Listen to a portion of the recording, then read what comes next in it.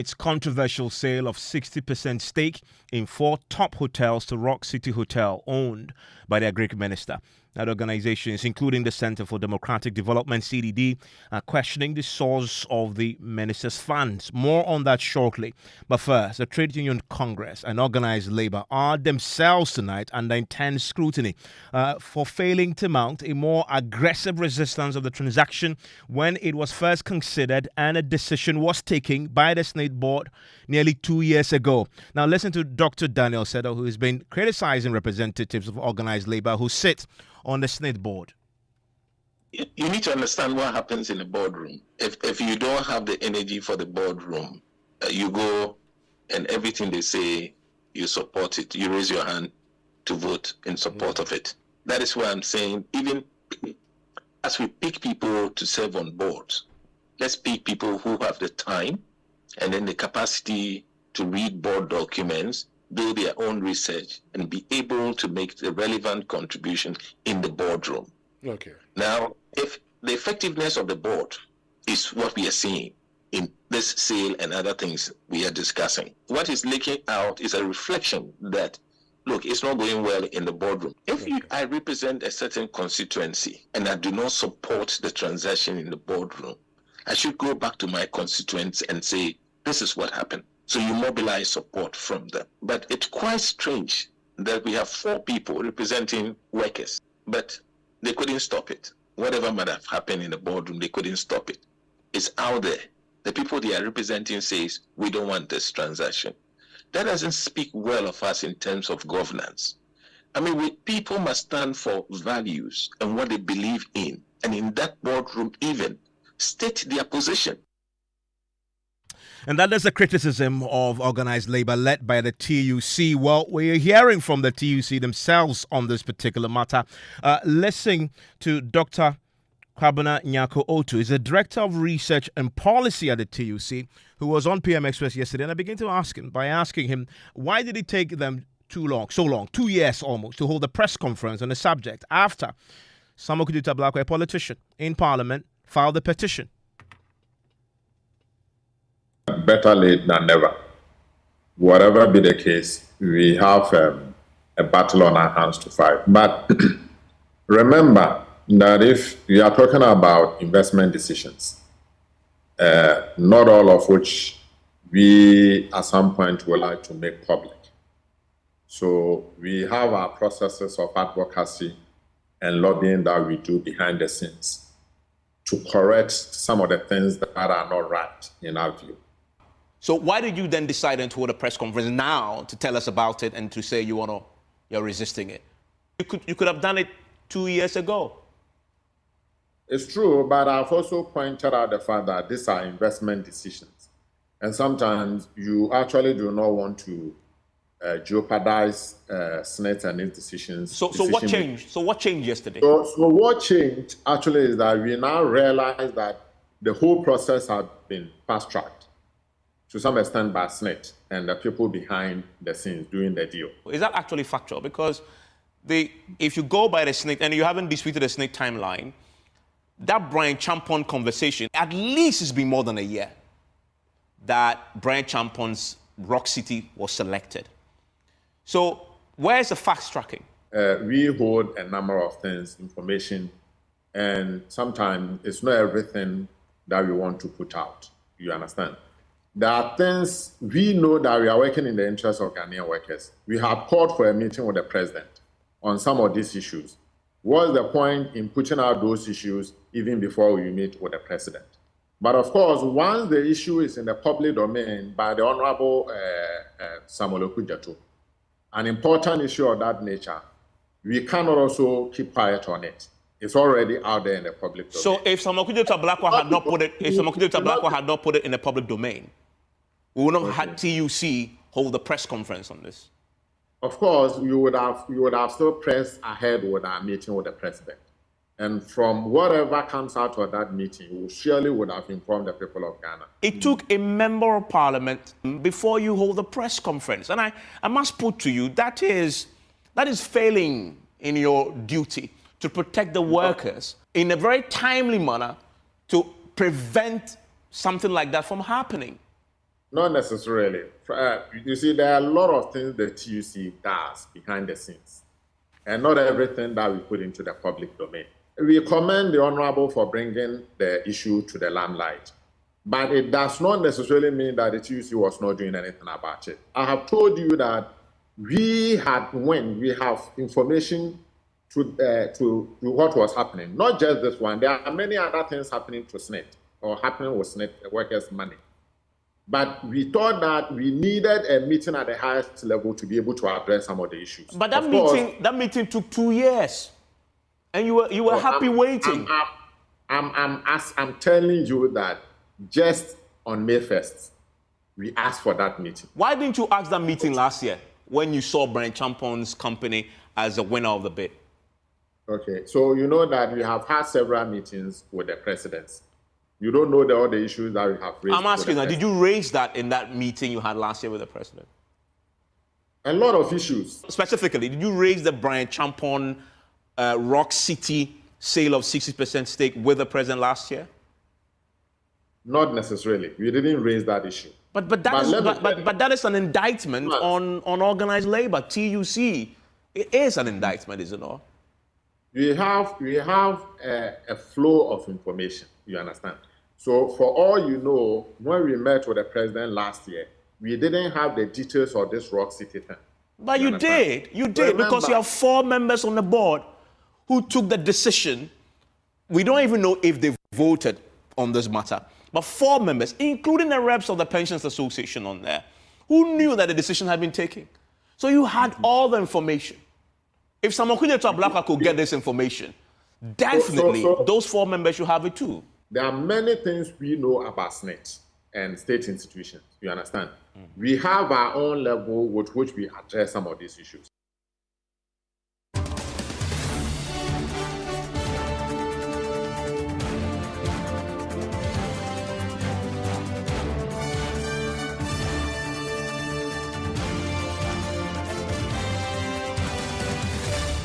Well, today, a coalition of civil society organizations have been addressing a news conference on a host of issues that they deem very important that needs addressing. One of them, obviously, is this raging controversy about SNIT's decision to sell off 60% stake in 4 top hotels, including the Labadi Beach Hotel, to Rock City Hotel, which is owned by the Agric Minister.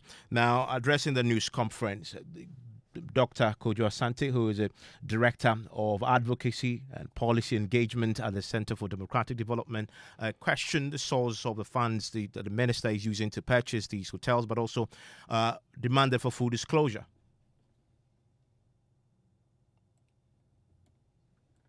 Further exacerbating our concerns are revelations that SNIT and the Rock City Hotel, owned by the current Minister of Agriculture, are engaged in negotiations to purchase 4 hotels, including the Labadi Beach Hotel, one of Ghana's most esteemed and profitable hotels in Ghana.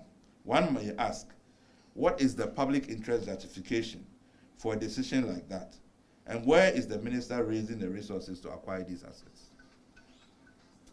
We welcome actions taken by Mr. Okujeto Ablakwa, MP for Southton, in his petition to Siraj, as it signals an important step towards addressing these issues.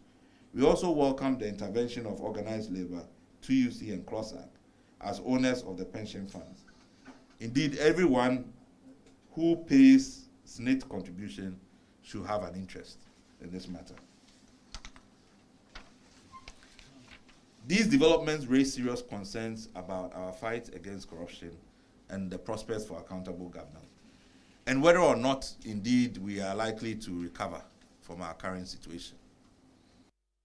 And that there's Dr. Kojo Asante, is the Director of Advocacy and Policy Engagement at the CDD. He joins me right now on the phone. But also joining me right now is Ernest Thompson. He's a former Director General at SNIT. And it's to him I go next because, Mr. Thompson, thanks for your time here on Top Story. And you were there, I believe, up until 2016 before you left that office. What do you know about these 4 hotels in terms of its performance? Of course, included in that is that crown and the jewel. We're talking about the Labadi Beach Hotel. What can you tell us about it in terms of what you know? Okay. Good evening, Evans, and a very good evening to your listeners and your viewers. Let me start by making this point.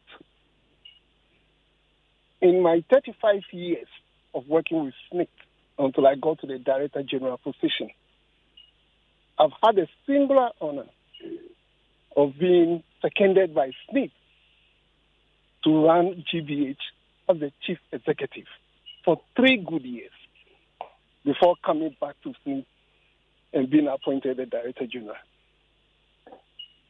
I've also therefore served on the board of GBH. And when I say GBH, we mean Lapam, Bourgeois, and Elimina, because it's a group. And also, I've had a chance to serve on the board of Labadi Beach. And I've been involved in all the struggles which took place so far as these 2 hotels are concerned, that's the GBH group and the Labadi Beach Hotel. And I've been involved in all the agreements. In fact, I led the legal team in a lot of what happened during those days. Now, let me make a point clear. I think that at this stage, it might be necessary for the SNIT board to just stop the transactions. Why? Because, one, the procedure they've used is not the best. You see, SNIT is a pension fund, and it's a long-term investor. It is not a bank holding deposits. So SNIT investments are analyzed from various perspectives. You just therefore don't exit from SNIT investments that way. Number 2, for investments like the hotel and the role they've played in this country, if you want to exit from them, you have to do a lot of background work. And that means that you need to have the experience on how to handle it. I was surprised that from 2018, a process of this nature started without engaging the TUC. But they have 4 members on the board. Yes, Isn't that indirect engagement? Very careful. That's where the experience comes in. The board is a board, but there are key stakeholders you have to talk to. And I'll give you a practical example of that. When we wanted to sell the shares in Merchant Bank to Fortis, we had to meet the TUC at the Labour Hall to explain everything to them. The meeting was arranged by the then General Secretary of the TUC, and I had to lead a team to explain things to them, and they took us through a lot of questioning.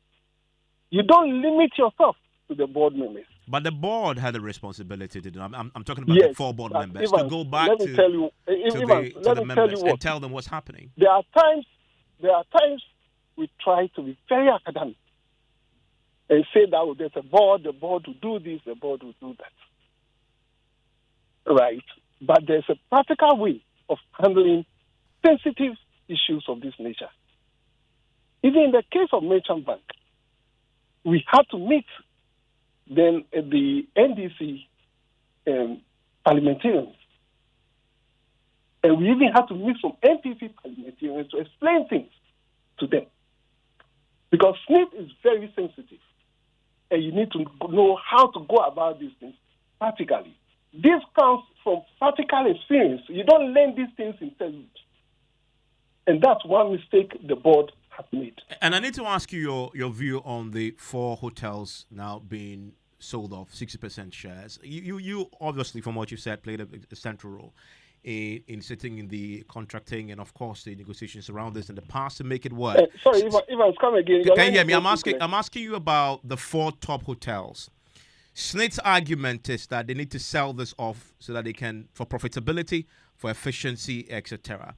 Do you agree with the justification? The impression is created that these 4 hotels need help and SNIT needs to divest of its interest, at least 60% of that, so it can bring them back to profitability? Evans, let me give SNIT the benefit of the doubt because they are the directors, and let's even accept that what they are saying is the truth. I don't have any reason to doubt them. But if that is the case, the procedure being used is wrong. You don't use a share sale and purchase agreement to do that. You have to use a subscription agreement, and the hotels will benefit. What does that mean? Okay, let me explain that in finance law to you. And that is what we did in the case of Merchant Bank, in the case of SNIT, and even maybe Venice. Now, the way it works is this. You have 100% shares. In the company, the names you are mentioning are just the names of the hotel. The shares are held in the company. So for Labadi Beach, the name of the company is Hotel Investments Ghana Limited. We call it HIG. And then for La Palme, Bourgeois, and Elimina, the name of the company registered at Registrar General is DBH. It is at that level that SNIT holds the shares. Now, in the subscription agreement approach, the company will issue new shares, and anybody who wants to come in will come and buy it. In other words, I can also go and buy You can go and buy it. But the key thing is that the money goes straight to the company, to the hotel. What they are doing, if you use the share sale and purchase approach, the money goes to SNIT. And if it goes to SNIT, what is going to happen? SNIT is now going to take the money back and give it back to the hotels. You've not done anything. Something is wrong somewhere. Stay with me, Ernest Thompson. You raised some very fundamental points and suggested an alternative to what is happening. I want to bring in Dr. Asante now, Kojo Asante, Director of Advocacy and Policy Engagement. You heard him earlier, part of the Civil Society Coalition, speaking on this, but also other issues. Dr. Asante, you at the press conference asked a question, and you posed the question, where is the minister raising the resources to acquire these assets? Why is that question important? It's important just because the person is a public officer that is interested in transacting with the state, and once the potential of conflict of interest is raised, once issues of whether the minister's means and assets, are above board is established, then we can all trust that whatever this process that the minister has gone through, it is fair to everybody, it is credible, and therefore, whatever the outcome is, we can all accept it. And I think it's just because the person happens to be in a clear position of interest. The question is, how have they cured that process to make sure that the transaction is above board? What about SNIT itself, considering that they are acting on our behalf? And I say I'm talking about yourself and mine and everybody else listening to us right now.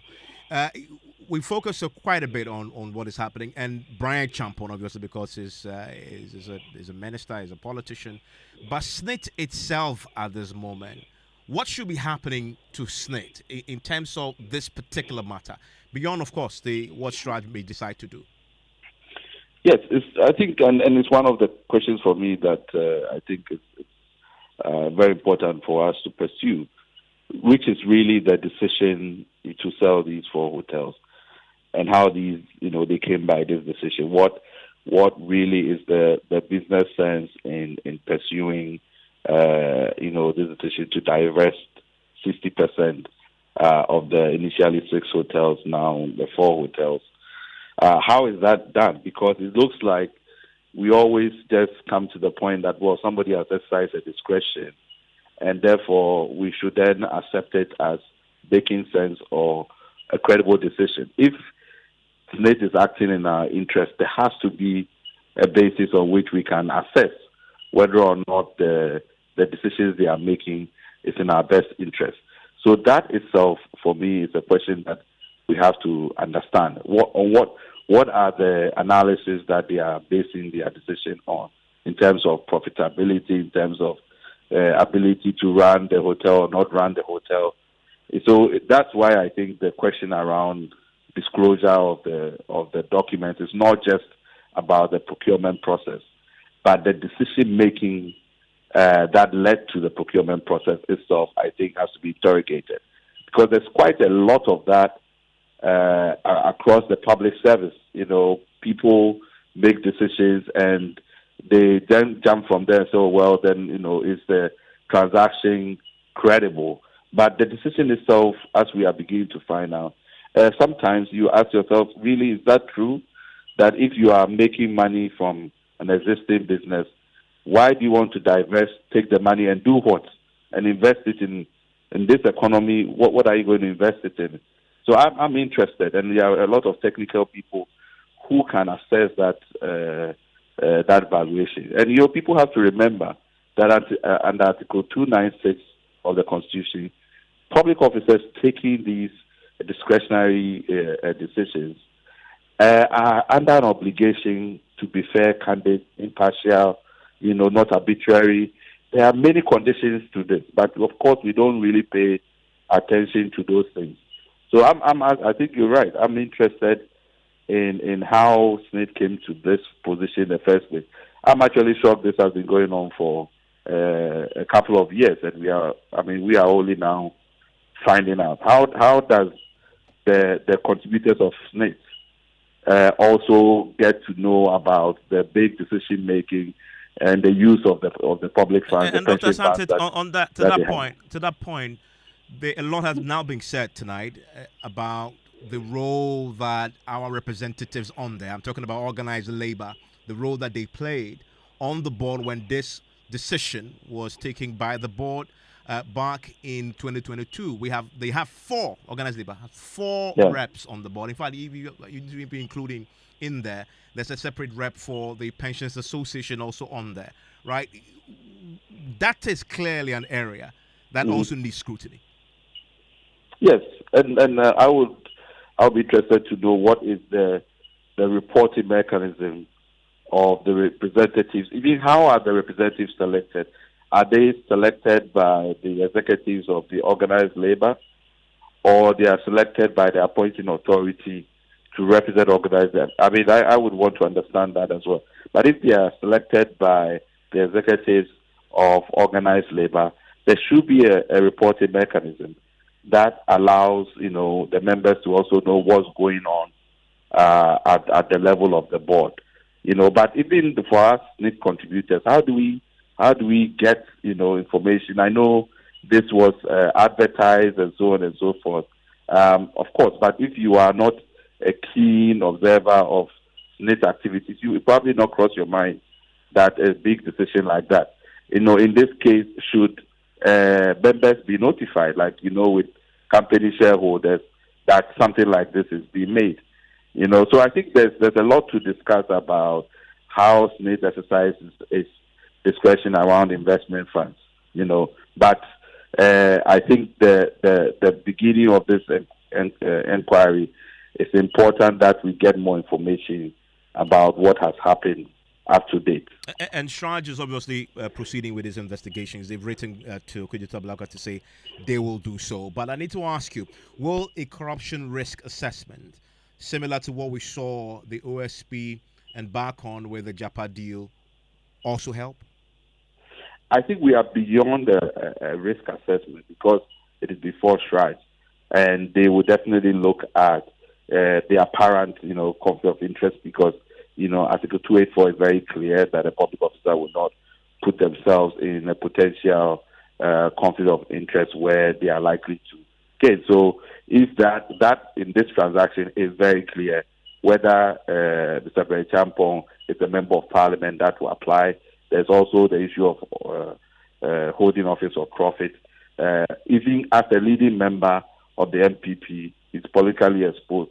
So in any kind of setting that you put him in, he would have fallen in a potential conflict of interest.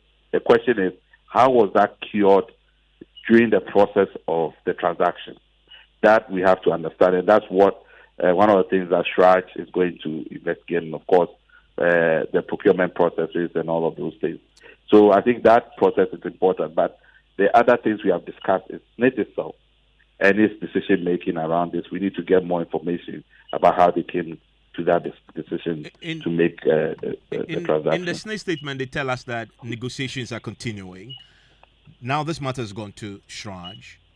What should the state agencies, SRAJ, for example, do to that process now? Because that process is continuing. There's nothing stopping SNIT from proceeding as if it's business as usual whilst we wait for the outcome of the SRAJ investigations. Can that process be halted? Yeah, I think I agree with organized labor that process has to be halted. I mean, cannot, given the grave issues that have been raised, it has to be halted. Who must do that, though?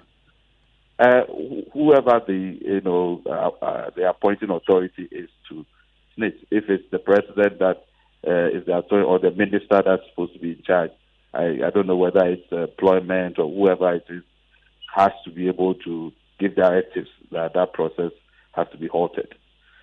So I think, and then of course, given that this is a commercial transaction, you want SRAJ to be able to do his job very quickly. But SNIT can also help us by giving us full disclosure as quickly as possible. Doug, thank you very much. I still have with me Ernest Thompson. Mr. Thompson, a few questions to you because you were there at the very top on the board too. You mentioned at the top of the hour when we're talking to you that you believe the board itself should step in now and stop it. But considering the board approved this, that looks highly unlikely. If you take Kojo Asante's point and Organized Labor's point too, that this transaction needs to be cancelled, who takes that decision? I think it's very simple. I mean, the board of SNIT are trustees under the law, right? And as trustees, I think they can take a decision that, look, at this stage, let's end this thing. But they won't, right? And it's highly unlikely. So, Evans, I'm saying so because it's not like there's no alternate way of making these hotels profitable. You see, that is the issue. It is not only by selling and exiting. And I'm saying this because I'll give you the history, the recent history. Let's take Labadi Beach Hotel. The strategy for Labadi Beach Hotel under the Kwame Pepra board, the Joshua Alabi board, was that SNIT and even Special Science board.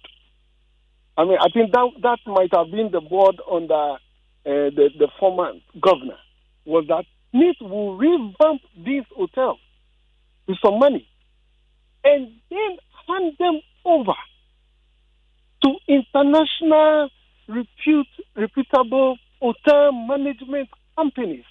Because SNIT as an investor has not got the expertise to manage these hotels. And that is where the problem is coming from. It's a management problem. Of course, COVID and the rest came in. So far as Labadi Beach is concerned, which is HIG, what happened was very simple. And I was part of the team, a strong team. We went to South Africa after doing all the bids. Legacy won the bid. And Legacy is a highly reputed management company in the world. They run the Michelangelo in South Africa. They run the Rafael Suites. They run the Sun City and others even in Nigeria. So we negotiated with them, signed agreements with them, the management agreements with them. In fact, they brought in Gary. If you ever been to Labadi Beach, that big fat chef who really helped to turn Labadi Beach around. And when Legacy took over for a fee,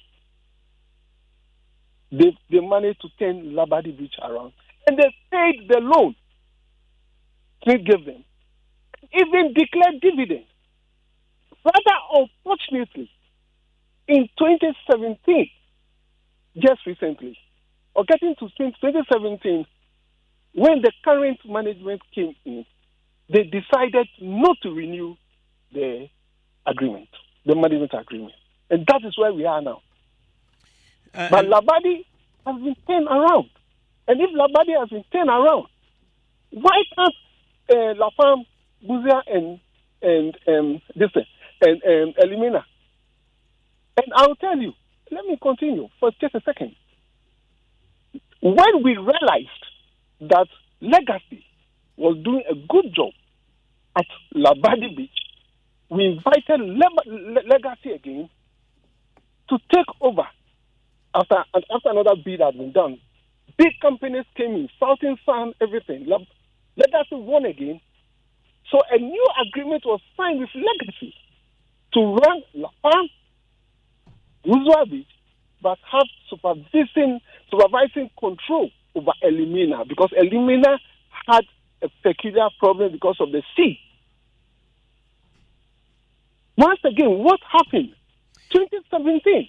Well, where we stand, Mr. Thompson, the board reading the SNIT statement is bent on continuing the process, and your suggestion that they should step in to stop this doesn't look likely. And there's a suggestion, obviously, and criticism also tonight, that the 4 reps of organized labor on the board didn't do enough. You know that board. Could they have done anything if indeed they objected to it? Sorry, Evans, come again. Could the 4 reps of organized labor on the SNIT board, could they have stopped this? No, they couldn't have. You see, from the structure of the board, they could get their viewpoint across. Right. But it might not be easy for only the 4 of them there also to stop it. Can the president But what I'm saying, and I want to stress, is that SNIT should rather go back and get international reputable management companies to run these hotels. Well, they don't want to do that. But where we stand now, can the president step in? Sorry? Can the president step in? That is the demand of organized labor. Evans, I think the president has a lot of work. This issue has gone too far. I think Labour is now pushing it to the president because maybe they are not getting a leeway. But I think that the SNIT current board, chaired by Elizabeth Ohini, should just plead with the president that he should allow them to handle the matter. Thank you very much. That day is Hennes Thompson. He's a former Director General at SNIT. So here now on Joy 99.7 FM, it is News Night. I want to hear from you on this particular subject. 055-11-11997. This is your SNIT. So tell us what you make of the controversy. Share your thoughts with us here on News Night. Coming up also, PIAC warns Ghana Gas could suffer a major hit operationally if its $600 million indebtedness to GMPC is not addressed immediately. We'll bring you details as Ghana Gas blames VRA's inability to meet its debt service obligations. This trend, if not mitigated, could impair the operational viability of the Ghana Gas Limited company. We will explore the issue here on News Night. Also, amidst the looming fuel shortage, oil marketing companies have notice to the National Petroleum Authority to halt the implementation of the controversial driver remuneration framework proposed by the striking drivers. We're not managing anything. There's no movement. My members are selling products that they have in tank till everything is drawn down to offset the person who has not taken any load for the month. That I don't think would work. We'll also hear from the Chamber of Bulk Oil Distributors and their affairs. And that can also increase the risk of deborages because those vessels require that onshore tank facilities are bulk village for them to discharge into. It's something that affects everyone there. Baluchi.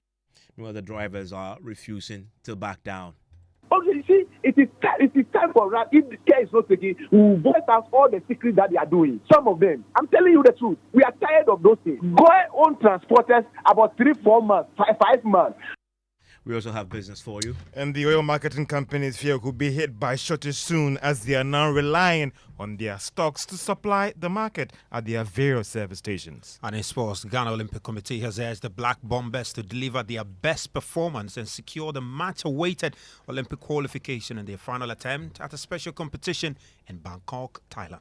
You want to stay with us because we have Dialysis Crisis series for you. We see death every day, the words of a 46-year-old end-stage kidney failure patient.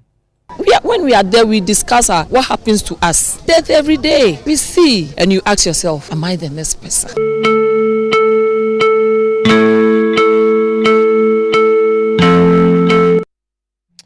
And really, what has that craze for body enhancement surgeries abroad? What has it got to do with the free fall of the cedi? Even people have been moving out and then enhance on their bodies. They go out to Turkey, Dubai, and all that to enhance. So it's not only importation of goods. We have to look at this comprehensively. You want to stay with us for that and more, all here on Newsnight. I send them, you get them. I get them, I send them. I get them, I pay them. Telesale cash. I get them, I pick them. Telesale cash. You get them, I send them. Telesale cash. I send them, you get them. Telesale cash. I get them. I buy them, I take them. I pay them. I send them. Telesale cash.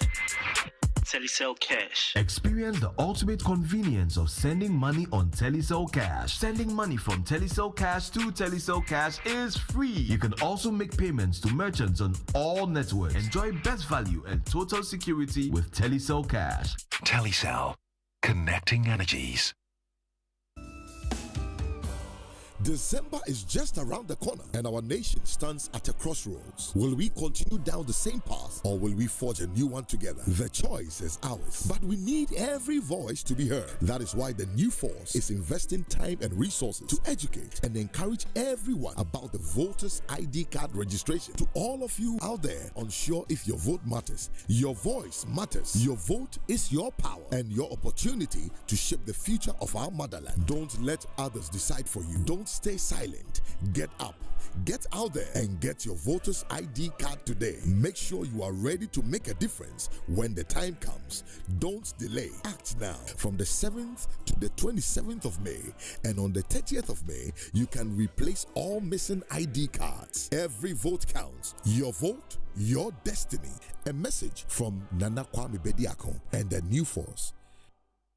Hello, my name is Mami Akua, an entrepreneur and a mother of two. My work keeps me busy most of the time and sometimes takes me away from my family. But the safety and health of my family is very important to me. As a working mother, I cannot afford to take any chances when it comes to matters of health. That is why I signed up for a family health care plan from Equity Health Insurance. My family and I have access to over 700 hospitals, clinics, opticians, dentists, pharmacies, and diagnostic centers across the length and breadth of Ghana. With Equity Health Insurance, I no longer have to worry about medical bills. Anytime a member of my family visits a hospital, Equity Health Insurance has got my family and I covered. What about you? Who has got you covered?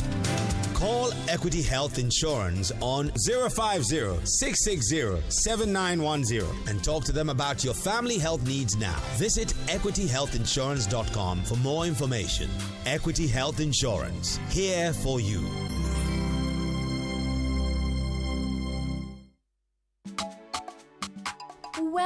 Well, how is your good life? Mine has been great, you know. My entire family and I sleep under an insecticide-treated net every night, throughout the night, and wake up feeling sound every day with absolutely no mosquito bites. My good life has been terrific. My entire family and I, we wash our hands with soap and running water before we cook and eat, and after using the toilet, we don't play with it. When my wife was pregnant, I accompanied her to every antenatal session. She took all her medication, ate balanced diet, and gave birth without any complications. My good life has been smooth. Let's all come aboard Good Life and live healthy and happy. Good Life, live it well. It's an everyday thing. Good Life from Ghana Health Service and partners with support from USAID.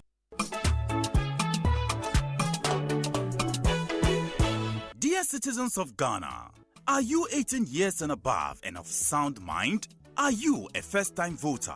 Were you unable to register during the last limited voters registration exercise in 2023? If you answered yes to any of these questions, a great opportunity is here for you to register in this year's limited voters registration exercise. Starting from 7th May 2024 to 27th May 2024, you must visit the Electoral Commission's office in your district or rely on the Commission's registration mobile teams with the following national identification documents: Ghana card, a Ghanaian passport, or 2 guarantors. Remember, together we can build Ghana. So get involved and participate in the limited voters registration exercise. It's your civic duty. Register now.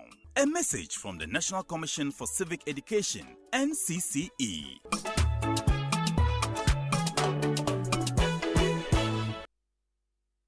You're still live, your news night is on Joy 99.7 FM. Some news just coming in, as you know, on the back of that SML investigations by the Media Foundation for West Africa's fourth estate.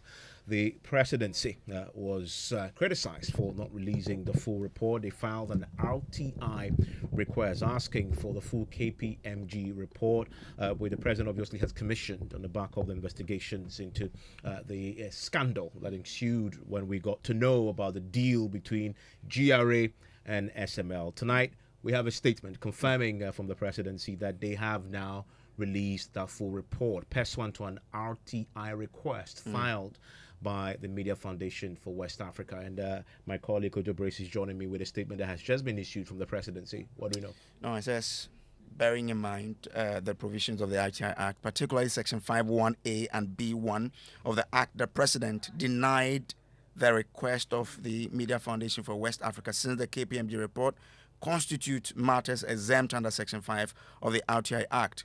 Section 51A and B1 of the RTI Act states that, quote, information is exempt from disclosure where the information is prepared for submission or has been submitted to the President or Vice President for consideration, or contains matters the disclosure of which would reveal information concerning opinion, advice, deliberation, recommendation, minutes, or consultation made or given to the President or Vice President, and is likely to undermine the deliberative process on the part of the President or Vice President, unquote. It says, furthermore, there has been judicial pronouncement in a case involving Media Foundation for West Africa that a request which falls within the categories of information exempt under RTI Act can be lawfully declined.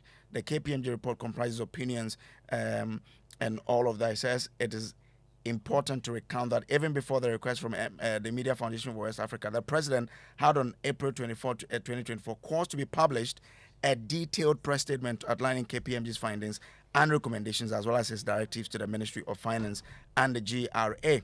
Says the Office of the President reiterated the necessity of those for those who file applications and request under the RTI Act to have a thorough understanding of its provisions.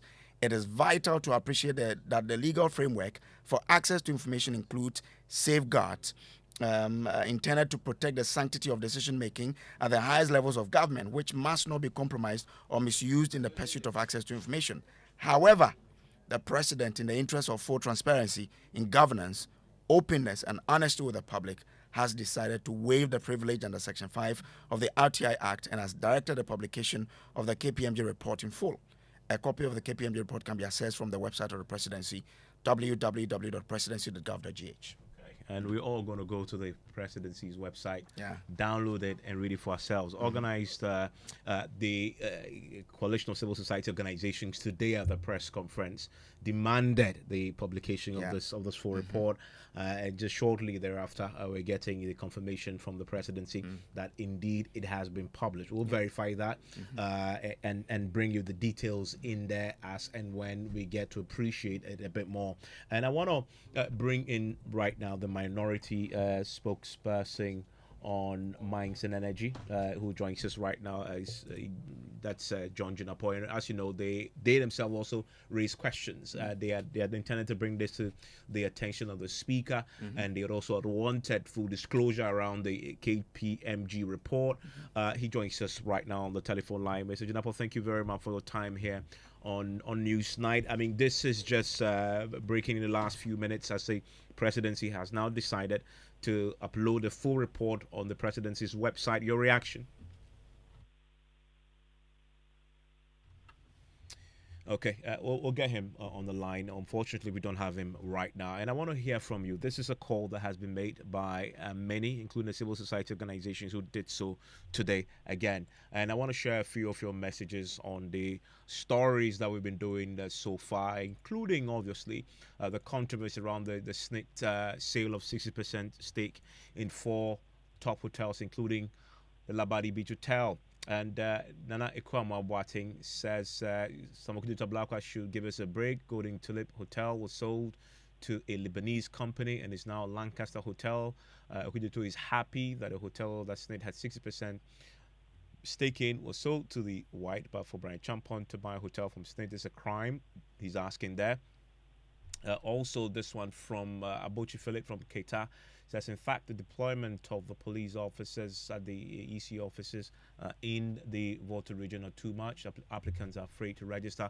And that's an issue relating to the ongoing voter registration exercise that, of course, he has an interest in and has sent us a message on. Of course, it's a story that is still developing as people across the country queue to register, many of them for the very first time. I still want to hear from you, 05511111997. Now, the Public Interest and Accountability Committee is warning that the Ghana Gas Company could suffer a major hit operationally if its indebtedness to Ghana National Petroleum Company, GNPC, is not addressed immediately. In its 2023 annual report, PIAC said Ghana Gas cumulative indebtedness for the supply of raw gas stood at over $604 million. But Ghana Gas says a rise in its debt is a result of the Volta Authority's inability to meet its debt obligation service. Now, let's take a listen to the chairperson of PIAC. That's Professor Elizabeth Adefio Shandorf. We'll hear from her pretty shortly, but we have details of the PIAC report which was released, and I have with me Kojo Brace, who of course is the head of our energy desk with me in the studio. Kojo, what are the details of this? Well, so I mean, the cumulative indebtedness of Ghana Gas to GNPC for the supply of raw gas stood at $604 million at the end of December 2023, which was a 7.8% increment on the cumulative stock of debt of $560 million recorded at the end of 2022. Ghana National Gas Company Limited. The rise in its indebtedness to GNPC was primarily due to the inability of the VRA to meet its debt service obligations. Now, to address the associated systemic risk, a part of the outstanding balance has been reclassified as energy sector legacy debt. This means that the sequestered portion of the debt will be retired with inflows from the energy sector levy. A lot of details there to unpack, and on PM Express tonight we'll do so. Just looking at them and talking to PIAC itself, just to understand a bit more how this happened. But the committee also flagged the decline in oil production for conservative years. Exactly. The committee is worried that since we started oil production in 2011, till the end of 2023, it looks like the production has been declining year on year. Now, it says crude oil production declined for the 4th consecutive year in 2023. Production dropped from a high of 71.44 million barrels in 2019 to 48.25 million barrels in 2023, representing an annual average decline of 9.2%, the report says.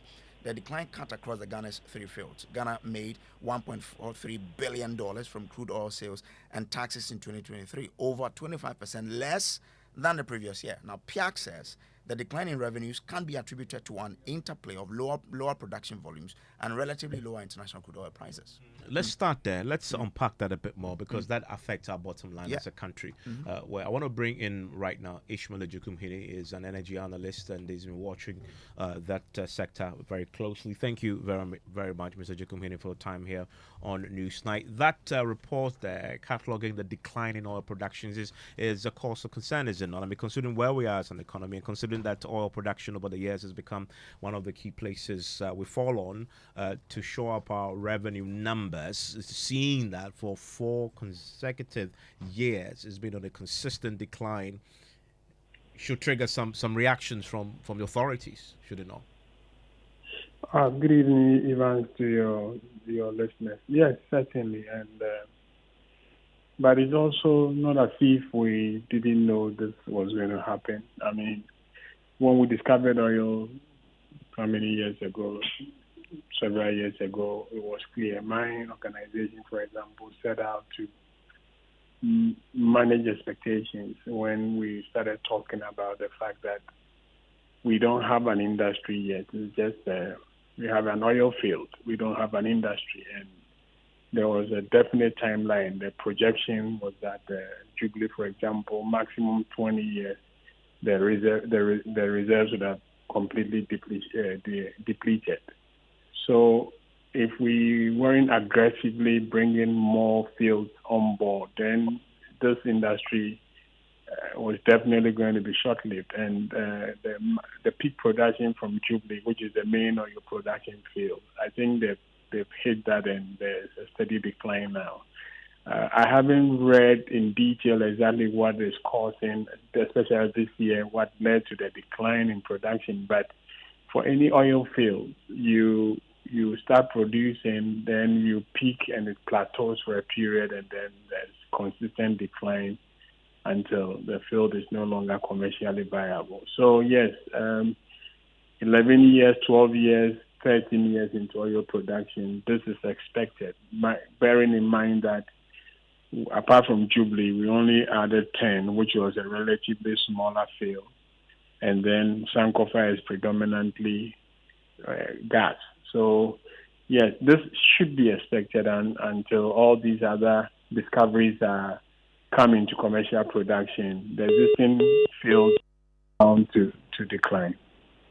And also want to flag that issue they also raised with Ghana Gas Company, and that they are currently owed some $604 million by the Ghana National Petroleum Company. Is actually one that the PIAC is saying is threatening the Ghana Gas sustainability and its operational efficiency, and that it actually is facing a great peril down the line.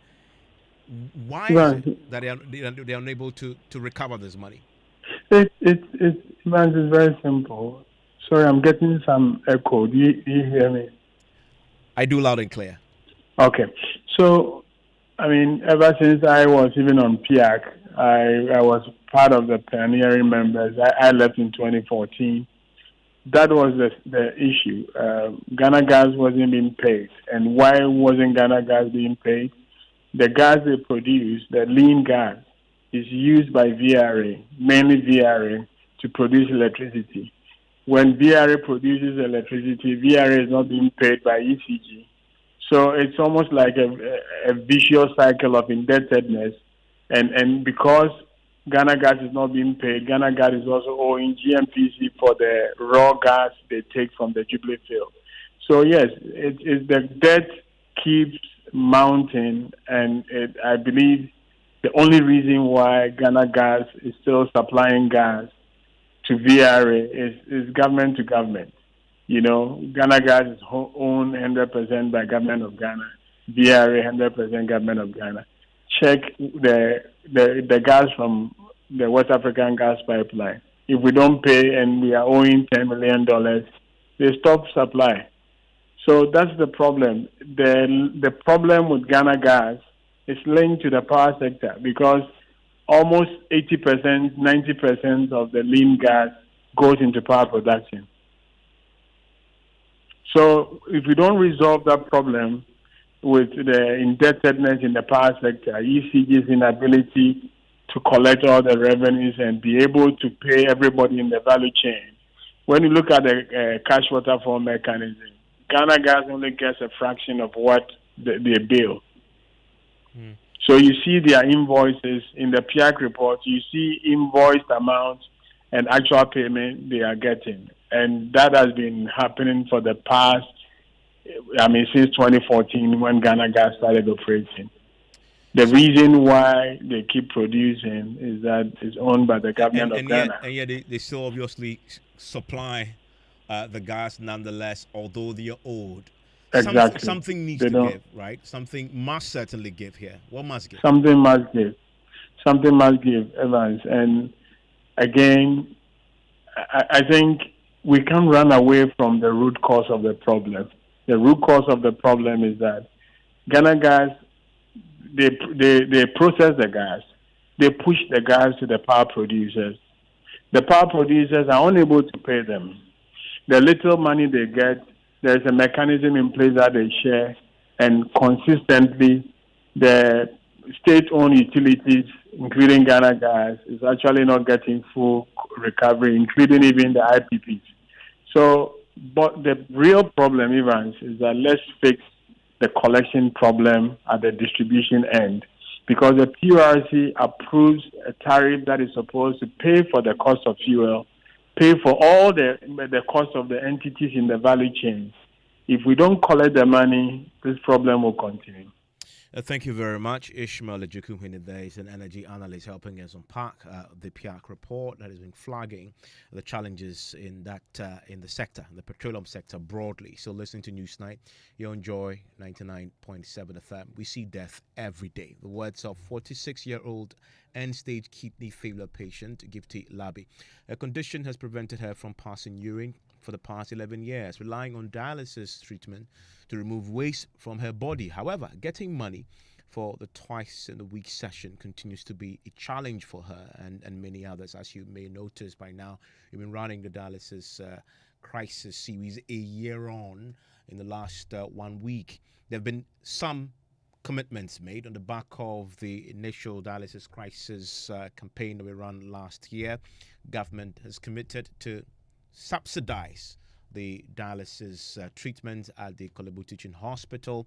But as Masoro Agba shares her story and how some renal patients fear that they may not live long enough to witness government's promises to come to their aid.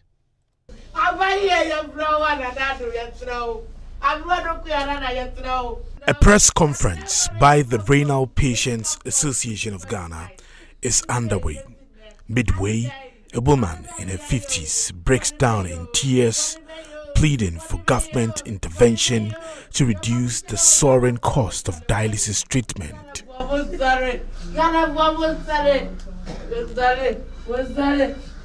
Despite her impassioned plea, little has changed since then. This was sometime last year, and the cost of dialysis has only continued to rise. I've never passed urine since 11 years now. Yeah, because you eat, you drink.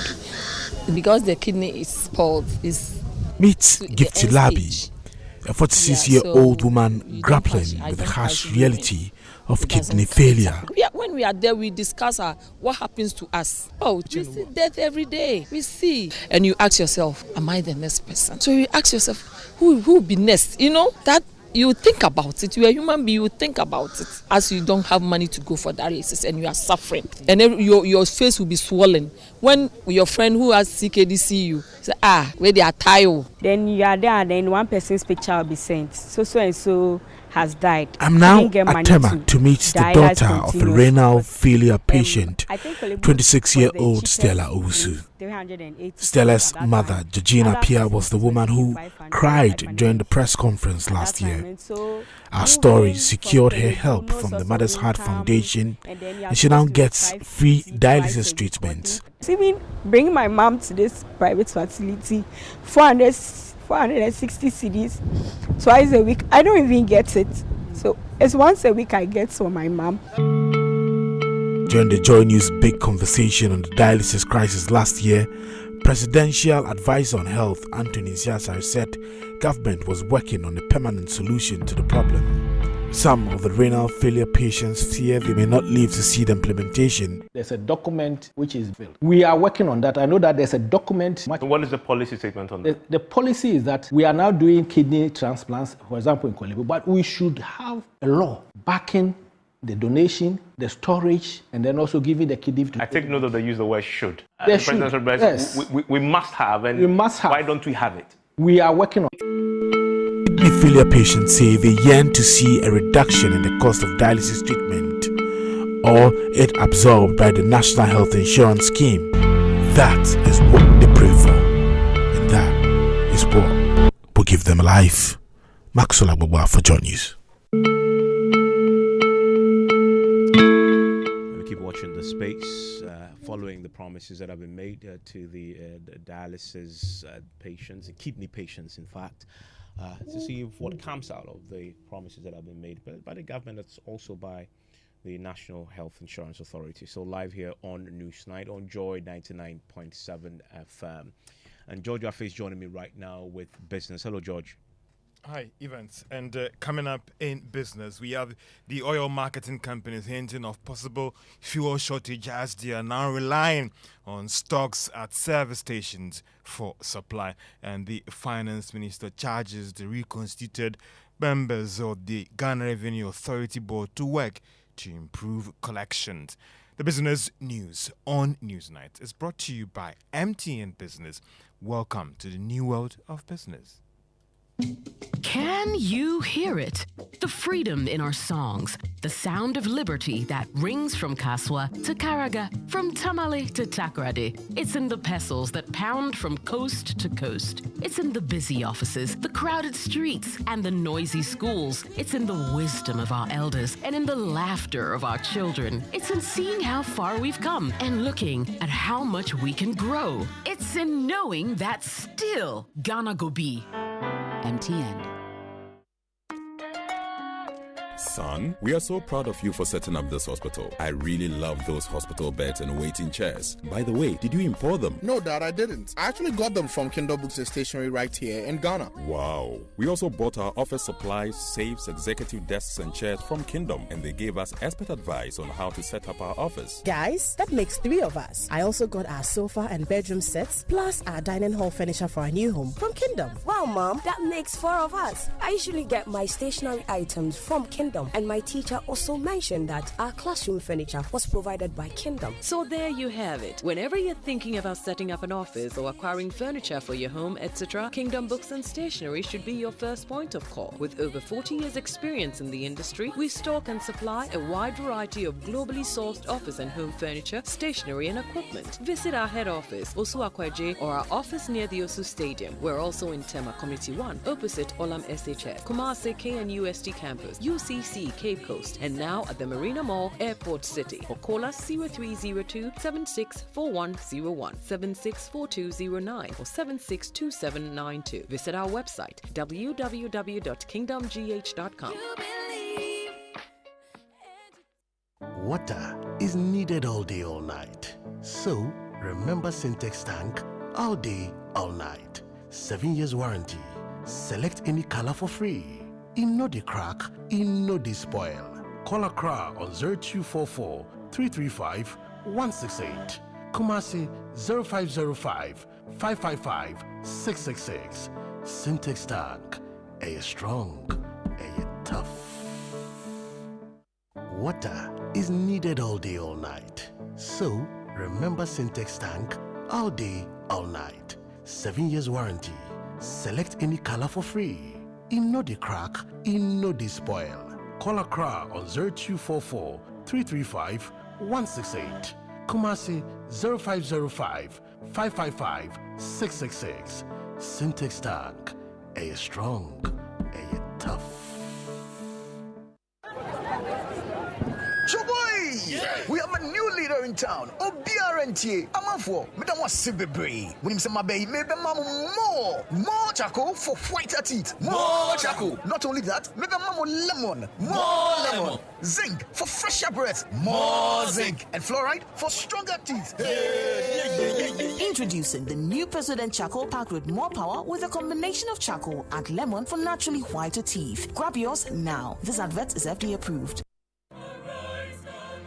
Hello, Ghana. Are you tired of the same old political rhetoric? Do you believe it is time for a change that truly represents the voices of our youth, women, and children? I present to you Nana Kwame Bediako. He is a visionary leader with a passion for making our country better through innovative industrial revolution. Together, we can change the political narrative and create a government that truly represents the interest of all citizens. Join this journey to build a better and inclusive future for all by contributing to our Save Ghana Fund campaign. Your support, no matter the amount, is not just a donation. It is an investment in the shared desire for a more prosperous, equitable, and better nation. To donate, visit www.nkb.com.gh or dial *887 *2024 #. Thank you for your support.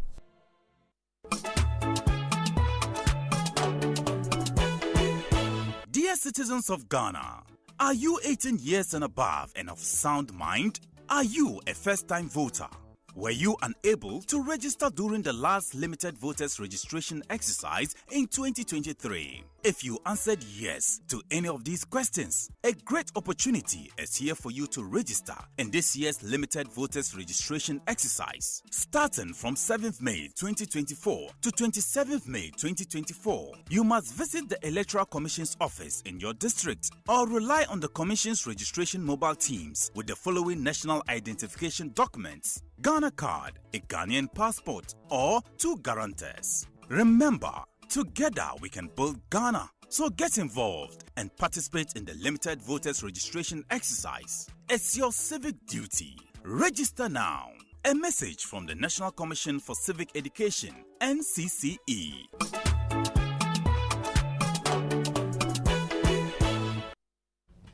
Welcome back to Business on Newsnight. Now, oil marketing companies have revealed that we could be hit by fuel shortage on the market as they are currently relying on stocks at their service stations. It is coming after the strike by the unionized tanker drivers enters the second day. Chief Executive of the Association of Oil Marketing Companies, Dr. Rivison, upon noted that the situation is getting serious, even though they are committed to working to resolve the issue. As it stands, my members are selling products that they have in tank, so everything is drawn down. Then there'll be no fuel in the market. Sure. And what are some of the interim measures that have been implemented to manage the situation from your end? Yeah, I mean, what I have to say is that there have been issues that we are aware of, and we have been dealing with it with the regulators and stakeholders, including TUC, because there are remuneration issues here. So I'm wondering, for how long can you survive on these interim measures you've earlier articulated before the situation gets out of hand? So you see, without the drivers, we cannot work. Without us, the drivers have no business. So I think we need to understand that it's a mutual benefit game we're having here, and it's a marriage. You understand? It's like a husband and wife marriage here. Everybody is playing a role. Today, the commodity off-takers, which is you and I, can choose to go on strike and say that we're not going to buy fuel again because of price increase. All right? That's also a sit down. That will affect the demand. So as they are the ones that are the vehicle to transport the fuel, what that means is that if they cease to supply or deliver or distribute the fuel to the stations, you and I are not going to have fuel to purchase. I mean, and that is alarming. That it's serious. I mean, they are admitting that it's just at the stocks at the service stations, and when they are done and this issue is not resolved, prepare for shortage on the market. That is definitely alarming. I want us to run some checks across the country. What the situation is, because we know this is day 2. So it's been going on now for 48 hours. What has been the impact? I want to take us now to Nana Boakye Yadom in the Ashanti Regional Capital, Kumasi. According to the union, despite a numerous attempts to secure its approval, the board remains hesitant to make a decision, much to the disappointment of the drivers. Sampia Edmond Baba is chairman of the union. We've been waiting all this while, just because of 1 or 2 administrative bottlenecks that has been created by some particular OMCs. We have some OMCs who are transporters and OMC, oil marketing companies at the same time. That is why we are now here. He says the union is unwilling to call off the strike until the said agreement is endorsed by the NPA. You can threaten us, but we also go to work. Some drivers also shared their dissatisfaction with the NPA. We also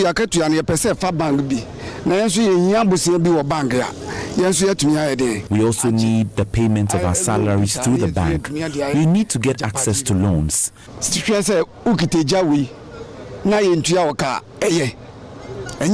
The said agreement with the National Petroleum Authority started somewhere 2017. For the tanker drivers, the government is refusing to endorse the agreement they had, which had to start in November last year. Until the agreement has been endorsed by government and the National Petroleum Authority, the tanker drivers are threatening not to resume work. For Joy News, my name is Nana Boakye Yadom, Kase. That is from the Ashanti region. I want to also hear what's happening in the Western region. In Natalia Kansa has also been following that for us and joins us on the phone right now. Ina, what can you report from the Western region? Yes, Evan. So usually the Western region is busy with the tanker drivers going up and down. But today it has been quiet for them. You could you could barely count one of it moving on the streets. And so the strike is in action here in the Western region from what I have encountered today. Thank you, Ina. Now, George, I guess the central issue now to pursue is when will this be resolved? Yeah. It looks like Ivan's quite serious, and even the both parties have all taken some entrenched position right now with respect to the oil marketing companies and even the tanker or unionized tanker drivers as well. And the situation is quite fluid, Evans. It is. Let's get some clarity. Maybe they may have reached some agreement tonight. We don't know. Let's bring in the Ghana National Chairman of the Petroleum Tanker Drivers Union, George Nyanu, joins us right now. Hello, George. Thanks for your time here on Newsnight. How close are you to resolving this, Ampas? Hello, Good George. evening. How are you, my brother? I'm doing great. How close are you to resolving this? By His grace, I'm fine. Yeah, how close are you to resolving this? Oh, yeah, thank you. Yes, as I rightly said, we prepared serving the country so that our mothers, fathers will get fuel to operate. As I speak to you now, just about 15 minutes ago, I had a call from one of the authorities that a meeting has been scheduled for us tomorrow morning, 4 o'clock, to resolve the issue. And that is exactly what we are looking for. So, God willing, tomorrow we'll go and listen to them. If only they were able to solve our problem, then the case ends. But if not, then we are continuing. I mean, since you're meeting tomorrow, why don't you call off the strike and go into the meeting? I and you know very well that authorities or opinion leaders, when they call you to, go and do this, I will do it. After doing it, they sit down. And that is exactly what I said earlier on. That is what they have been doing to us. They will call us, you go there, so, you just call the strike off, we will do it for immediately the strike is called off. They sit down somewhere and relax. Then, within a week, 2 months, tanker drivers come back on the street and say, we are not going to we'll be on strike. Then the public will look as if, they'll be looking at tanker drivers as if we always like calling for strike. That is not the issue.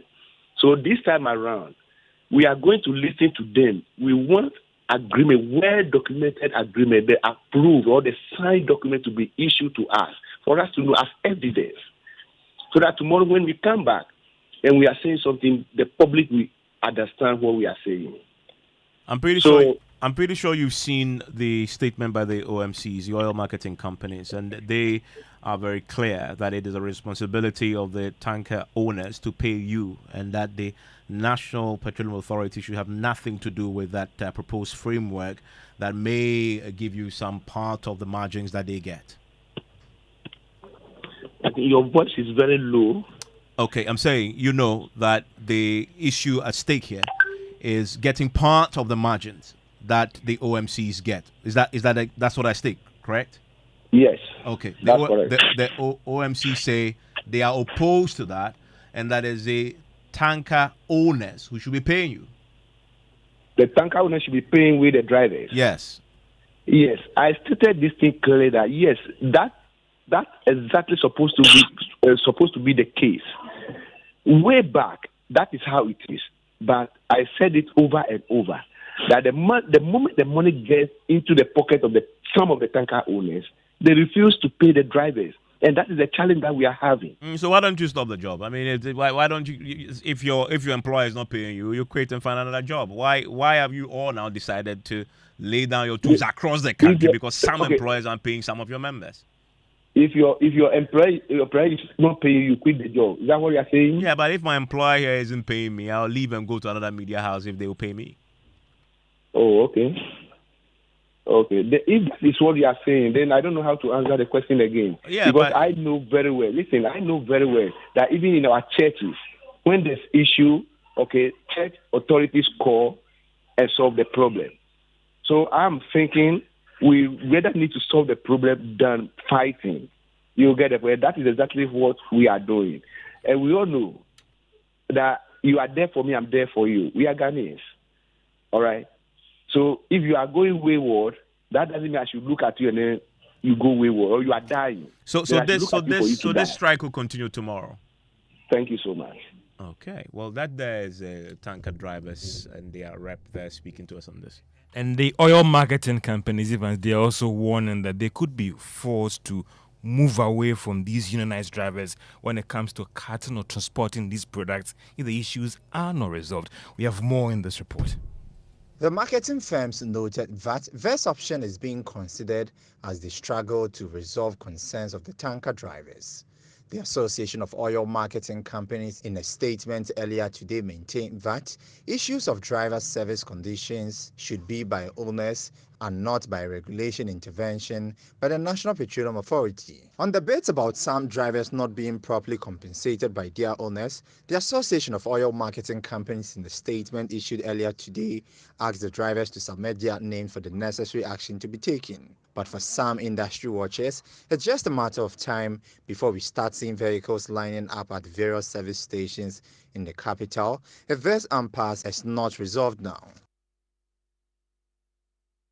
And it's a business tax reform. Quite interesting development even there. And I'm saying that looking at the entrenched positions that have been taken, we should brace ourselves for some interesting days coming. But I'm curious, the OMC, do they have tanker drivers of their own? About 50% of them rely on these unionized tanker drivers. But if they're going to win themselves off the unionized tanker drivers, then they must get their own drivers. Maybe they could. Maybe they could do that. Okay. In other business news, the Minister of Finance, Dr. Mohamed Amin Adam, is asking members of the reconstituted board of the Ghana Revenue Authority to work with other agencies to reduce tax non-compliance and deal with revenue leakages. The minister said this when he inaugurated the reconstituted board of the Ghana Revenue Authority in the crowd today. He noted that the current challenges facing the economy makes a strong case for everything to be done to improve our revenue situation. The fact that our medium term target is to achieve a tax to GDP ratio of about 18 to 20%. And therefore, they need to put in measures and to bring efficiency to bear in their operation to ensure that we reach that target. Because that is the level that really will show that we are indeed a middle income economy. And we can then undertake projects that is expected of a middle income economy to bring development to our people. But whilst I talk about revenue and I charge them to increase revenue, I'm also not oblivious of the fact that there are challenges associated with staffing, but also conditions of service for staff. On his part, chairman of the reconstituted board of the Ghana Revenue Authority and the former Minister of Railway, Joe Gatti, noted that they are aware of the challenging times and they will move quickly to improve the situation. We recognize the task ahead and we will work hard and we will continue engaging with the public. Luckily, quite a number of us have been in the private sector for a while. We know the allegations that are made from people about the alleged harassment and so on. We know, I also know as a fact that the people in GRA are trying to meet targets. Development comes with tax. So it's the balance. And we'll be counting on people like you to preach the story that yes, we must be business friendly, but we must also pay our tax. So our government can deliver what it must deliver to the people. Former Railway Minister Joe Gatti is now the chairman of the reconstituted Ghana Revenue Authority. Other notable members on the 9-member board include the second deputy governor of the Bank of Ghana, Elsie Odowaji, Deputy Minister of Trade and Industry, Michael Ochibefi, and Commissioner General of the Ghana Revenue Authority, Julia Esiam. Now, the Association of Ghana Industries is calling for more collaboration with private donors and government agencies to provide cheaper funding to small businesses. Speaking at the launch of the Africa SME Network for Exchange Trade, over €4,000 project is being rolled out by the GIZ and the Association of Ghana Industries. Dr. Humphrey Yimdak noted that such partnership would help or go a long way to promote small businesses. Access and cost of funding is currently expensive, and it's always been the case. So when an SME seeks to scale up, such investments in capex technically are sunk costs, and therefore it takes time to recoup over the period. And therefore, if you go for high cost of funding or to invest, it can be challenging, and it could be challenging for you to break even. And therefore, if you get a partnership with an institution like GIZ, advancing funding to purchase those capex or those equipment that needs time to give you the ROI that you need, it's amazing. And this is what we think we'll be asking government and we're asking other DIs to partner us to do. Dr. Humphrey Yimdaka is the president of the Association of Ghana Industries, and that's all for business on Newsnight. John, thank you very much. Ms. Bao, how are we? Well, even so, we're good. It's quite a rainy day, but let's do some Olympic qualification, because after failed attempts in Senegal and Italy, the national amateur boxing team, the Black Bombers, they're in Thailand to take part in a special qualification tournament for the Olympic Games. Now, this very special tournament is slated for Saturday, May 25 to June 2nd, and will be held in Bangkok with a total of 51 places, 23 for women and 28 for men, up for grabs across 13 Olympic boxing categories. Now, ahead of that, President of the Ghana Olympic Committee, Ben Nuno Mensah, in a goodwill statement, charged the team to be disciplined and give their best performance to ensure they secure a slot. He emphasized that it will be disappointing for the country to fail to take part in the boxing competition at the Games. But realistically, what are the chances of the team in this final attempt? Here is Joy Sports Victor Achutamaklo. Dr. Onela Satud is the most experienced on the team. She's a process engineer who's been boxing since 2016 when she made the switch from kickboxing. Apart from her, perhaps the brightest spot on the team is Joseph Komi, who's a silver medalist from the last Commonwealth Games and followed that up with gold at the African Games. There is Theophilus Alote, who was hailed for making the quarters of the last qualifier in Senegal, but has won only 2 of his last 4 amateur bouts, losing the other 2. Henry Malm last fought in February of last year when he defeated Victus Kemavo in the professional ranks. Altogether, he's got 7 professional wins under his belt and is unbeaten in that time. Then, of course, there is 19-year-old Amadou Mohamed, who won gold at the African Games, and, of course, the Leicester-based Mark Kojovi Ahunjo. That's Victor Achutamaklo there. Well, tomorrow the parents will be done and we'll see who the Ghanaian boxers will face. The Europa League final is happening today.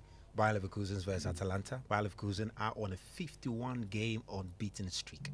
So the big question tonight is, will Atalanta be the ones to stop them? I don't think so.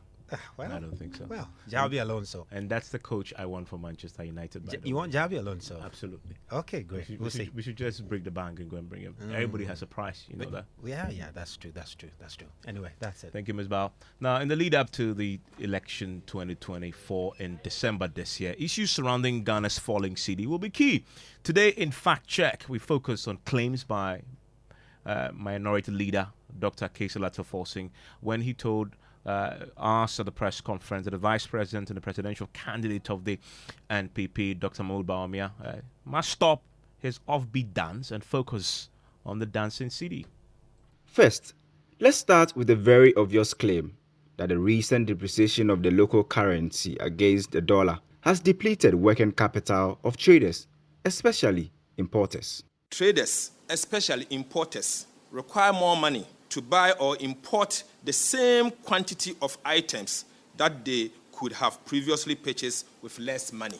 This claim is true. According to Bank of Ghana's exchange rate tracking statistics, the cedi since the beginning of the year has lost more than 10% of its value to the dollar at the interbank level. The same data made available by the central bank shows the dollar is still trading above 13 cedis 80 pesos at the interbank level, which is significantly higher than the 11 cedis 89 pesos it began the year with. So definitely, importers need more cedis to purchase the same amount of dollars, hence the depletion of their working capital. Now let's focus on a more categorical claim on the cedi's exchange value to the dollar. Before the NDC left office in 2016, when the NDC government was exiting power in December 2016, under the leadership of then President John Mahama, the cedi was trading at 3 cedis 80 pesos to $1.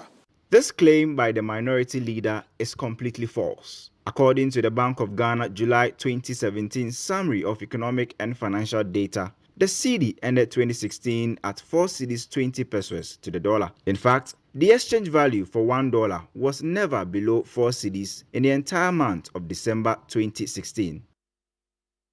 And that's Fact Checking Wednesday. You want to stay with us every Wednesday. We'll fact check somebody here on Joy 99.7 FM on News Night. Of course, as we approach elections, it's going to be one of the very important offerings we give you as part of our election headquarters coverage. Now, some news just coming in. Hope Singh-Adoye, who's a former MPP parliamentary candidate who quit the governing party to join Alan Chemanting, the former trade minister, has been arrested.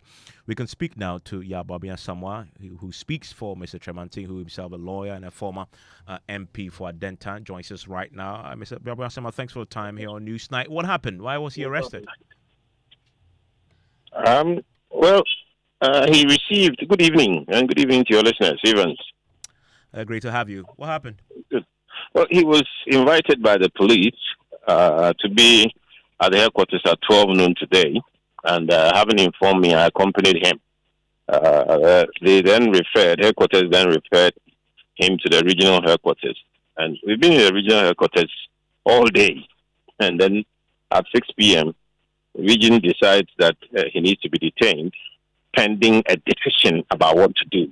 So they've sent us to the ministry's police station. So I'm speaking to you from the ministry's police station where he's been detained. Detained? Has he been charged with anything? No, he's not been charged with any offense yet. They say they are investigating a matter of publication of false information. But he's not being charged. He's not being formally charged. Is he in the cells there? Not at the moment inside the cell, but he's behind the counter. As we say, local parlance, counter back. And they are detaining him until they get direction as to what to do. Exactly. That's what we've been told. That they need instructions from above, so they are detaining him until they receive those instructions. He may have to sleep there tonight, from what you know. I can't tell. I can't tell, but I don't think it's fair. Because if you invite somebody formally and politely, and the person responds to your call formally and politely, and comes to you, and it's not an offense, you haven't even charged him formally, but you tell him you are investigating something about publication of false information. This is not murder. Publication of false information is not murder. And even murder is bailable in Ghana. Mr. Hobziadoye is not about to run away from Ghana or from his home because the police intend to charge him formally with publication of false information. So to go to the extent of keeping him all day in the police station and then bring him over to the ministry to detain him, you point fingers backwards at yourself, that there's something political at play. And it's not fair. This is obviously politically motivated. There's no doubt about it. Yababia Samoa, thank you very much. And that there's Yababia Samoa. He is a lawyer. He speaks for Alan Chemanting, former trade minister. He himself used to be the NPP MP for the Denton constituency. He's now at the police station with Hope Singh-Adoye, who also used to be a parliamentary candidate for the MPP, who both of them quit the MPP to join Alan Chemanting's movement. You can find details of this on myjoyonline.com. And that's it for News Night tonight. And you want to stay with us because I have Strong and Sassy for you. And Noella is behind the microphone. Hello, No. Hi, Evans. How are you? I'm well. How are you? I'm great. What are you talking about tonight? So we're talking bipolar disorder today. And my guest is someone who is, for want of a better description, survivor, or at least someone who has navigated through it to the point where she's now a medical doctor. And so we're going to be talking about it and all the in-betweens. It's going to be quite insightful. I'm looking forward to this. You want to stick and stay.